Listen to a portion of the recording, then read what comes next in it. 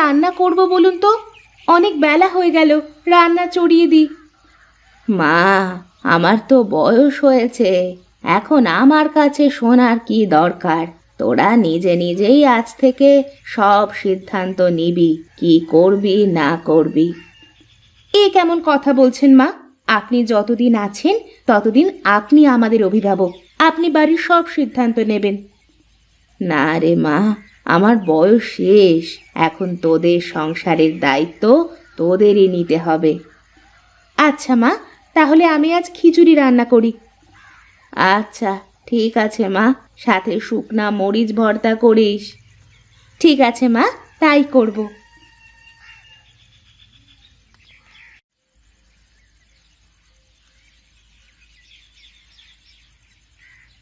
কি রে মালতী, কি করছিস এখানে? রান্না করছি ভাবি। রান্না করছিস তো বুঝলাম, কিন্তু কি রান্না করছিস তাই বল তো। কি আর রান্না করব দিদি, ঘরের সব তরিতরকারি শেষ হয়ে গেছে, তাই খিচুড়ি রান্না করছি। কি? খিচুড়ি? তুই কার কাছে শুনে খিচুড়ি রান্না করছিস শুনি? কেন, খিচুড়িতে কি সমস্যা? তুই রান্না করার আগে আমার কাছে একবার শুনে দেখতে পারতি। আমি তো মায়ের কাছে শুনে এসে তারপরে রান্না করতে বসেছি। এরপর থেকে যে কোনো কাজ করার আগে আমার কাছে শুনে নিবি। কেন, আমি তো মায়ের কাছে শুনে তারপরে রান্না করেছি, আর মা যতদিন বেঁচে আছে ততদিন মা তো এবারের অভিভাবক। তোর এত বড় সাহস, তুই আমার মুখে মুখে কথা বলিস? এখানে সাহসের কি হয়েছে? আমি তো ঠিকই বলেছি।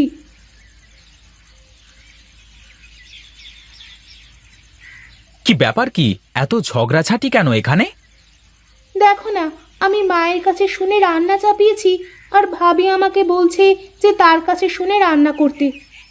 কি ব্যাপার ভাবি, মা তো এখনো বেঁচে আছে, তাহলে মালতী মায়ের কথা না শুনে তোমার কথা শুনতে যাবে কেন? মা বেঁচে আছে বলে কি এই সংসারে আমার কোনো মূল্য নেই? আমিও তো এ বাড়ির বড় বউ। হ্যাঁ, তুমি এই বাড়ির বড় বউ, কিন্তু এই বাড়ির মালকিন তো না। মা যতদিন বেঁচে আছে ততদিন এই সংসারের সব কিছু মায়ের ইচ্ছে অনুযায়ী হবে, তোমার ইচ্ছে অনুযায়ী নয়। কি? আমাকে এইভাবে অপমান করলে তোমরা? আমি এই অপমানের কথা ভুলবো না, এই আমি বলে দিলাম। আমি আজ থেকে আলাদা হয়ে যাব। এই দেখো ভাবি, এই সামান্য ব্যাপার নিয়ে সংসারে কোনো অশান্তি বাঁধিও না দয়া করে। কি? অশান্তি আমি বাঁধাচ্ছি? এত বড় অপমান!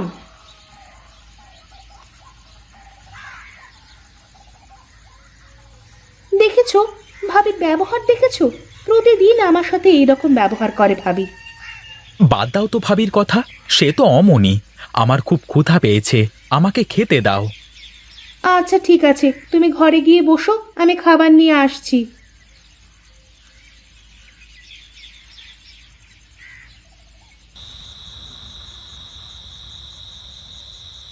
কি ব্যাপার, তোমার মন খারাপ মনে হচ্ছে? তা কি হয়েছে শুনি? না, তোমার আর সেই কথা শুনে কোনো লাভ নেই। আমার কথা তোমার মাথায় ঢুকবে না। ও, বুঝেছি আমি। তুমি মনে হয় বাপের বাড়ি যাবে, তাই না? অনেক দিন তো হয়ে গেল বাপের বাড়ি যাওয়া হয়নি। চলো চলো, শ্বশুর বাড়ি থেকে ঘুরে আসি। না, আমি কোথাও যাব না। নিজের বাড়িতে সুখ না থাকলে কি আর অন্য কোথাও সুখ খুঁজে পাওয়া যায় নাকি? কেন, বাড়িতে আবার কি হয়েছে যে বাড়িতে সুখ নেই বলছো? কি আবার হবে? তোমার ছোট ভাই আর ভাইয়ের বউ মিলে আমাকে যা খুশি বলে অপমান করেছে। তা কি বলেছে ওরা, বলো তো শুনি। আমি একটু বলেছিলাম যে কোনো কাজ করার আগে আমার কাছে শুনতে, সেই জন্যে আমাকে কত কথা শোনালো। আমি নাকি এই সংসারে অশান্তি বাঁধাই। আরে মা তো এখনো বেঁচে আছেন, তাহলে মায়ের কাছে না শুনে তোমার কাছে কেন শুনবে বলো? সংসারের সবকিছু মা যতদিন বেঁচে থাকবেন ততদিন মাকে সামলাতে দাও, বুঝলে? আমি অত শত বুঝি না। আমি আজ থেকে আলাদা হয়ে যাব। আমি আর এই সংসারে থাকতে পারবো না। তুমি সংসারের চাল চুলো সব ভাগাভাগি করে দাও, আমি আলাদা হয়ে যাব। তুমি কি পাগল হয়ে গেছো নাকি? কি বলছো এসব? এই সামান্য ব্যাপার নিয়ে কি কেউ সংসার ভাগ করে নাকি? আমি জানতাম তুমি আমার কথায় কানই দেবে না। আমাকে অপমান করেছে তো, তোমাকে তো করছে না, তাই তোমার গায়ে জ্বালা বাঁধে না। আচ্ছা আচ্ছা, হয়েছে হয়েছে, কাল আমি সুজয়ের সাথে কথা বলে দেখব। কি হয়েছে বাবা? আমাকে ডেকেছিস কেন তোরা? মা, বড় ভাবি কিন্তু দিন দিন খুব খারাপ ব্যবহার করতে শুরু করেছে। একটু থেকে একটু হলেই আমাকে বলে আলাদা হয়ে যাব, থাকবো না সংসারে। হাতের 5 আঙুল কি আর সমান হয় রে বাবা? বড় বউ একটু খিটখিটে স্বভাবের। সবাই মিলেমিশে থাকাটাই তো সংসারের নিয়ম। শোনো ছোট বৌমা, আমি তোমাকে বলি, সব সময় তুমি একটু ছাড় দিয়ে চলার চেষ্টা করবে, তাহলে দেখবে বড় বউ আর কিছু বলতে পারবে না। না মা, মানুষকে ছাড় দিলে মানুষ আরো মাথায় চেপে বসে, তাই কোনো ছাড় দেওয়া চলবে না। ছাড় দিলে কেউ ছোট হয়ে যায় না রে মা। ছাড় দেওয়া তো অনেক বড় একটা গুণ। এই গুণ সবার ভিতরে থাকে না রে বাবা। আমি কি কম ছাড় দিই নাকি মা? সংসারের সব কাজ প্রায় আমিই করি। বড় ভাবি তো কোনোদিন কোনো কাজ করে না, সে আমাকে তার হাতের পুতুল করে রাখতে চায়। অনেক রাত হয়েছে, এখন তোরা ঘুমা। আমি কাল সকালবেলা এর একটা ব্যবস্থা করে দেব।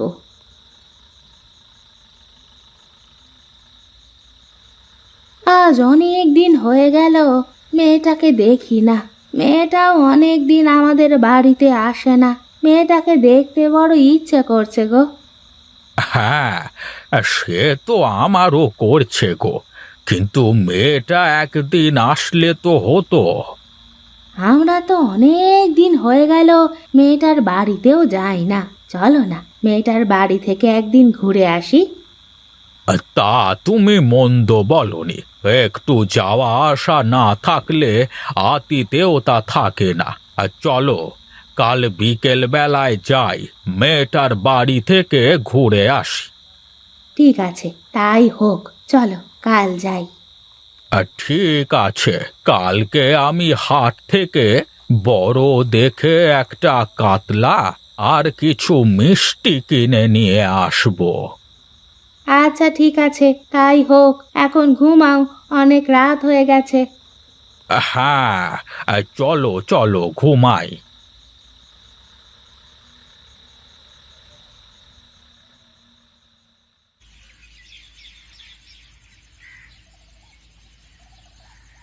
ওগো, কোথায় গেলে? আমাকে এক ঘটি জল দাও তো, হাত মুখ ধুয়ে বাজারের দিকে যাই একটু।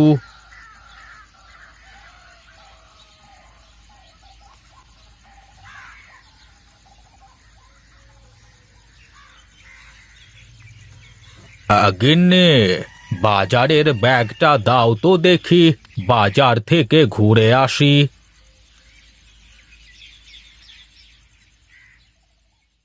এই নাও ব্যাগ, তাড়াতাড়ি ফিরে এসো কেমন? তোমার তো আবার বাজারে গিয়ে চায়ের দোকানে বসে আড্ডা দিতে লাগলে দিন দুনিয়া সব ভুলে যাও। কি আর করব, এই শেষ বয়সে ওখানেই একটু শান্তি মেলে। সব বুড়ো মিলে পুরনো স্মৃতিগুলো একটু ঝালাই করি। তা সব ঠিক আছে, তবে আজ তোমার ঝালাই বাদ দিয়ে তাড়াতাড়ি বাড়ি চলে এসো না গো, মেয়ের বাড়িতে যেতে হবে তো। হ্যাঁ, তুমি সব গুছিয়ে রাখো, আমি বাজার থেকে ফিরে এসেই চলে যাব। আচ্ছা ঠিক আছে, তাই হবে, তুমি এসো।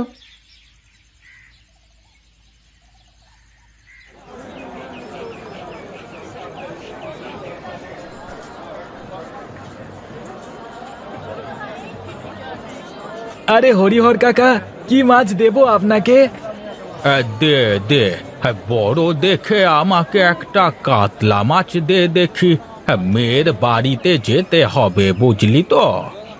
হ্যাঁ আচ্ছা কাকা, এই নাও, এই বড় মাছটা নিয়ে যাও, খুব ভালো হবে। এই পাশের গ্রামের বিলের মাছ। আচ্ছা আচ্ছা, দে দে। এই নাও টাকা। আমি মিষ্টির দোকানে যাই।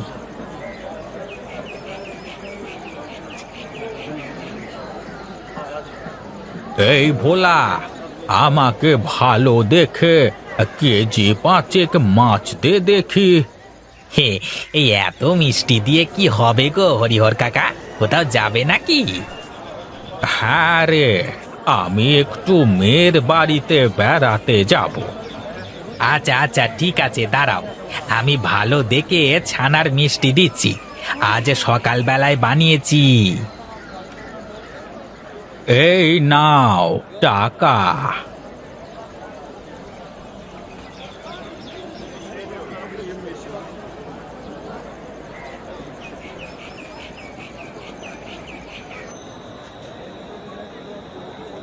কি ব্যাপার কাকা বাবু, কোথায় চললে?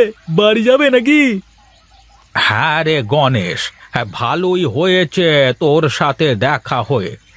আমরা আমরা আজকে মেয়ের বাড়িতে যাব। হ্যাঁ, আমাদের দিয়ে আসতে পারবি তুই? কেন পারবো না, অবশ্যই পারবো। বেশ বেশ, চল তবে।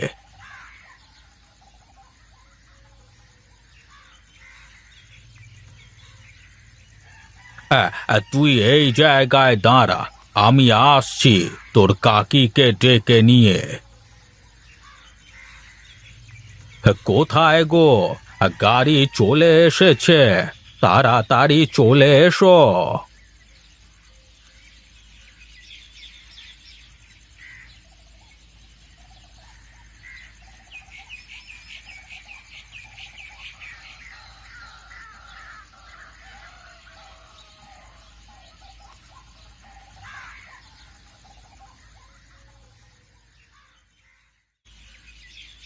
মা, বাবা, তোমরা কতদিন পর আসলে আমাদের বাড়িতে। আমি ভাবছিলাম আমি যাব বেড়াতে। এসো, ভেতরে এসো। হ্যাঁ রে মা, তোকে দেখতে বড় ইচ্ছে হচ্ছিল, তাই চলে আসলাম। ভালোই করেছো, এসো ভেতরে গিয়ে বসো।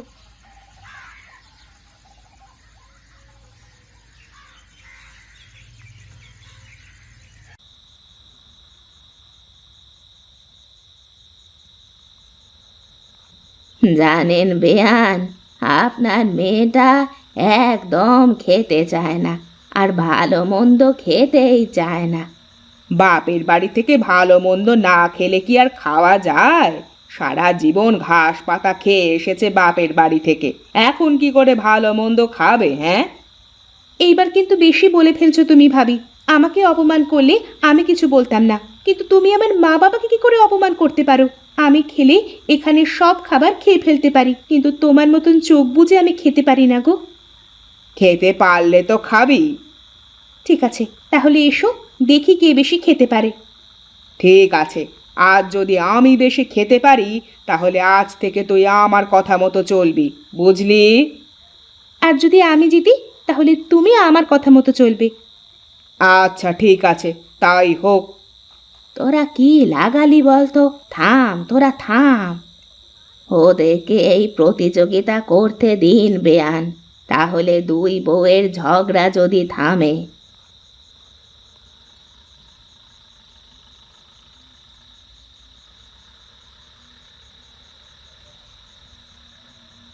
আমি আর খেতে পারবো না, তুই জিতে গেছিস মালতী। কিন্তু আমাকে একটা কথা বলতো, তুই এত খাবার খেতে পারিস কিন্তু তারপরেও এত অল্প খাস কেন তুই? আমি সবাইকে খাওয়ানোর পর যা বেঁচে থাকি তাই খাই। আমার ভুল হয়ে গেছে রে, আমাকে তুই মাফ করে দে মালতী। কি বলছো তুমি এইসব? আমি সারা জীবন তোমাকে আমার দিদির মতন দেখেছি, আর বড় হয়ে মাপ চাইতে নেই। আমি কথা দিলাম, আজ থেকে আর কোনো ঝামেলা করব না, সংসারে আজ থেকে মিলেমিশে সংসার করব।